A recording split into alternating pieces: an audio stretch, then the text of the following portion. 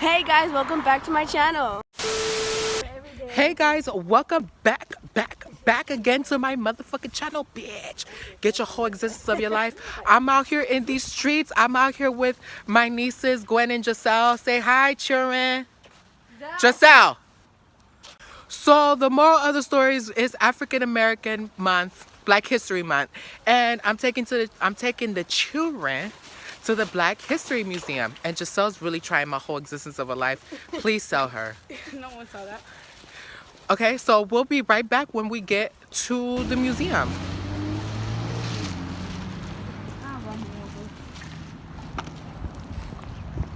Gwen, you're crossing the street illegally, Gwen.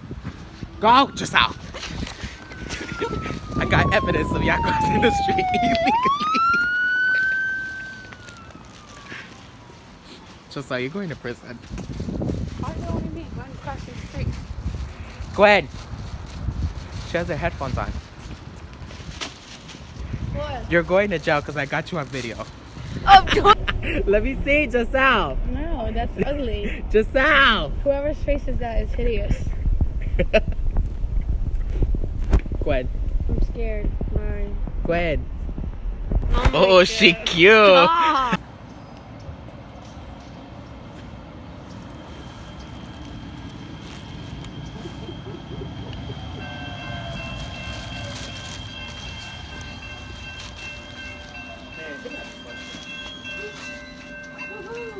Did it, you made it. $10 for a trainer.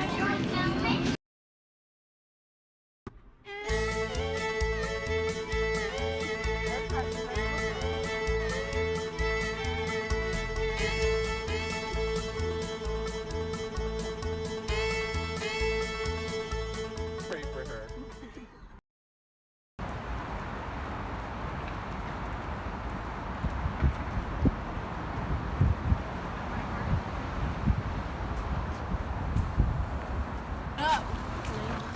Are you excited?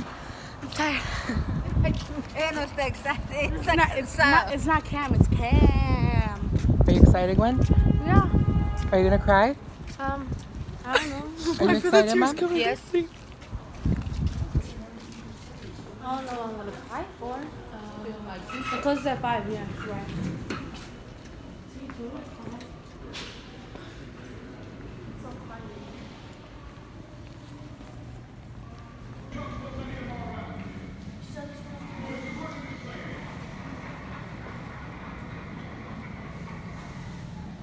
So we are saying in the South, we are no longer willing to sell our birthright of freedom for a mess of segregated parties. We are through with segregation now, henceforth, and forevermore.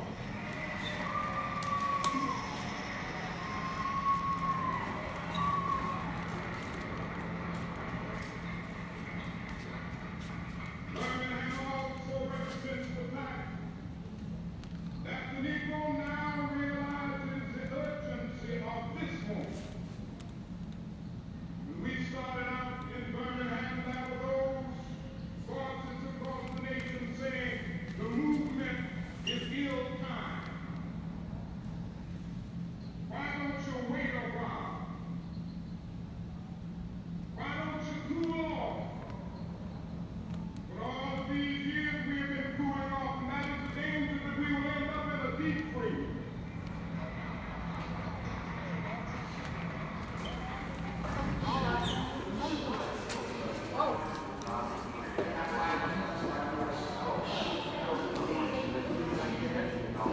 The story of Biddy Mason.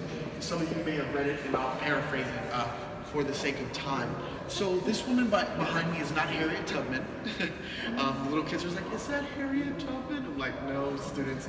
This is Bridget Biddy Mason. Bridget Biddy Mason was an enslaved African woman who was forced into enslavement and was passed on between family members from Mississippi all the way into Mississippi. There, her enslaver was a Mormon gentleman who took her from Mississippi on foot. This is always on foot, by the way. On foot from Mississippi all the way to Utah. As we know, Salt Lake City, Mormonism, right? But from there, on a caravan, she travels on foot all the way to San Bernardino, California. Bridget Biddy Mason, upon her arrival into Los Angeles, we can call it Los Angeles or California, she found out that she was now free because of what, 1850, right? And so free emancipated Africans notified her of this, and when she found this out, she sought to assert herself and her freedom. But her enslaver, who found out that she knew that she was free, took her in the middle of the night and his other enslaved Africans and sought to go through the Santa Monica Mountains to travel all the way to Texas. I always get this messed up.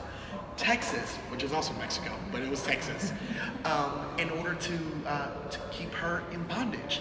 Well, in the middle of the night, several vaqueros, cowboys, served him a habeas corpus, or like a subpoena.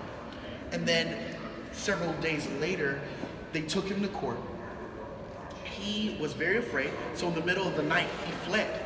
And the judge was able to let her testify and gave her her freedom. Hey, this is good news. This is good news.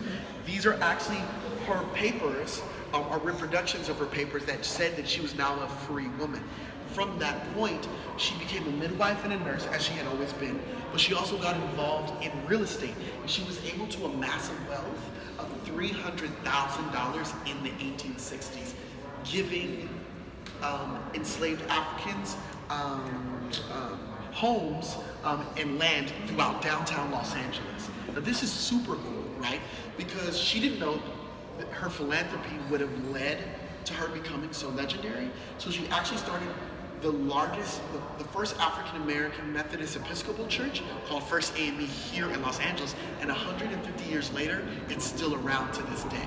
So she's a major pioneer to Los Angeles, and she's really a story of entrepreneurship and success, but her story pales in comparison to the lives and the experiences of the other enslaved, and so we honor her, and I call her the matriarch or the cornerstone of this exhibit, and that's why she's blown up this large, because I want students, particularly like those in this tour, to see and be introduced to someone who we still feel her legacy today, right?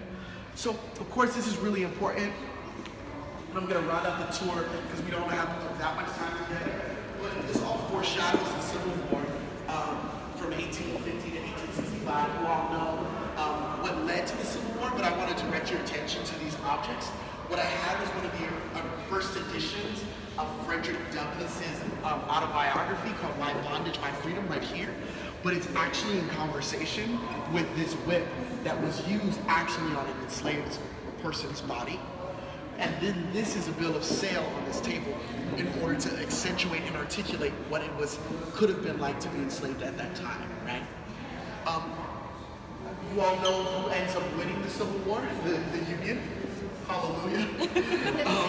And because the winning of the Civil War and the ratification of the 13th Amendment, 3.9 million African people were given the permission to be free.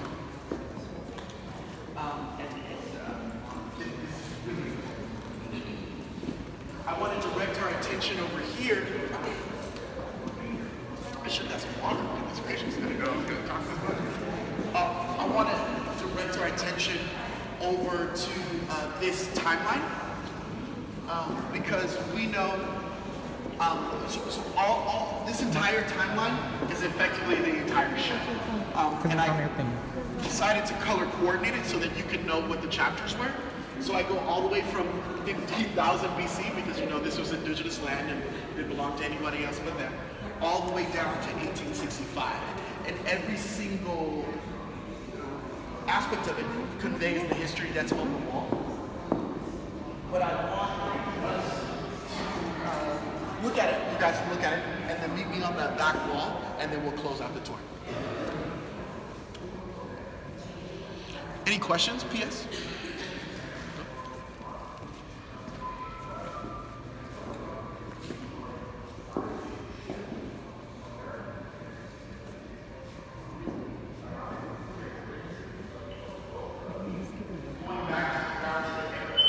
United States, Mexico. I want you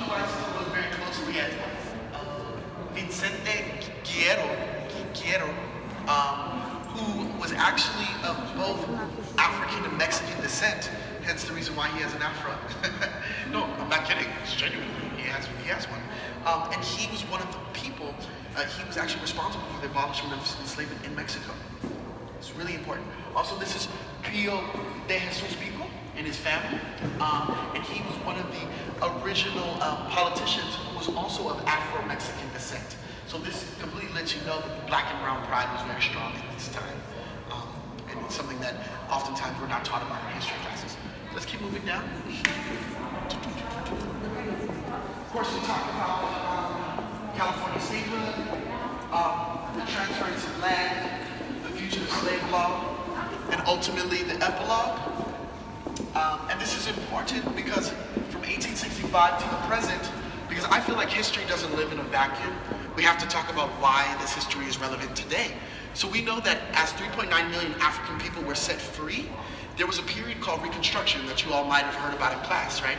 And this period is really important because 1865 to 1877, there were gainful strides to make sure that black people were enfranchised in this country by ways of giving them schooling, as well as other efforts at equitable and sustainable living. Unfortunately, as you all know, the Reconstruction era fell flat on its face, right? And very shortly after would be the enacting of the Jim Crow era, right? As we know, black codes were enforced, and African people could not walk on the same side of the street as a white person. You could not look at them face to face in your eye, and if you looked or whistled at a white woman, you could end up like who? Emmett Till, right? And I don't want you to just think that that was only in the South. California also had black codes, and out of those black codes would be policies like sundown towns. Do you guys know what a sundown town is? No. Sundown? Like Glendale. How do you know that? That's awesome. Like Oildale. Awkward. No, but not kidding. No, like if you're a person of color, particularly of African descent, you know, don't be in Oildale after dusk. Right? But these things come out of the failure of Reconstruction. So we know why Oildale is treated the way that it does, and it wasn't accidental. Like, because LA also has areas like Oildale too, not as stark though. To round out the tour, I'm going to take you to the center of the room. So I know that this information is very heavy, and so for every exhibition, I'm going to take reflection sections, so you guys get close. So I allow people to come and sit down in the middle on this bench. As many of you want to sit down, feel free. Because this opportunity allows you all to come face to face with enslaved African people, eye to eye, right? So I want you to come on in, guys. If you don't mind, come into the center if possible. I want you to look into the faces of these people, right? Because this exhibition is about them. Now, I don't know their names, and we may never know their names. Just like some of the stories of Emily and Lucy and Biddy Mason, we only have the court cases that define their lives and their freedom or lack thereof. But I want you to look at the quotes that I juxtapose onto them. Some of these quotes, or all of these quotes, are from our political forefathers and about their views of enslavement of African people. I want to draw your attention to President Zachary Taylor, who says, so far as slavery is concerned, we of the South must throw ourselves in the Constitution and defend our rights under it to the last. President Abraham Lincoln says, welcome or unwelcome, agreeable or disagreeable, whether this shall be an entire slave nation is the issue before us. Now, we're often taught, right, that Dr. King, President Abraham Lincoln was the president of abolition. Well, on this panel, I want us all to see this quote by President Abraham Lincoln that says, I am a little uneasy about the abolishment of slavery in this district. Not that I would be glad to see it abolished, but as to the time and manner of doing it. And any historian would know and should know that if President Abraham Lincoln was so hesitant and apprehensive about abolishing, he was apprehensive and hesitant about abolishing enslavement, because if he could have had the North and South be in good standing without abolishing it, he would have, completely subverting everything we're taught in school as youth, right? And so then, if you liberate the Negro, what will be the next step? You can't get rid of the Negro except by holding him in slavery. And so I wanted to juxtapose these words onto these black people, particularly children, which is on that one right there, so you all can come face to face with this history just as much as I had to as well. All in all, I want to say thank you for letting me tour you all through my 2 exhibitions, right? I know that this is very heavy information, but I think you guys can handle it. And now the onus of this information is on you. I feel better because I gave you all the baton, but now you guys have to carry it.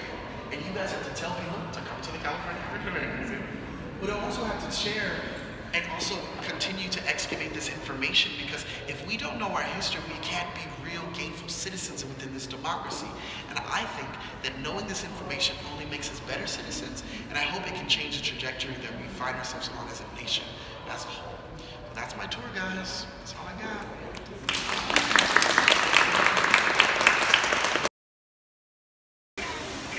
I'm scared, kind of scared. My arm hurts now. Let's get really close. Stop! Oh. Ah! Oh God.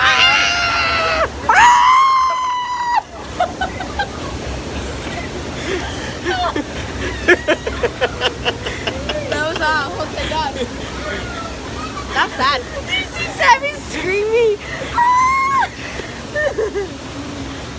Just now, my head is wet. What do you have to say? Are you rubbing that dirty ass water all over your mouth? You weirdo. Okay.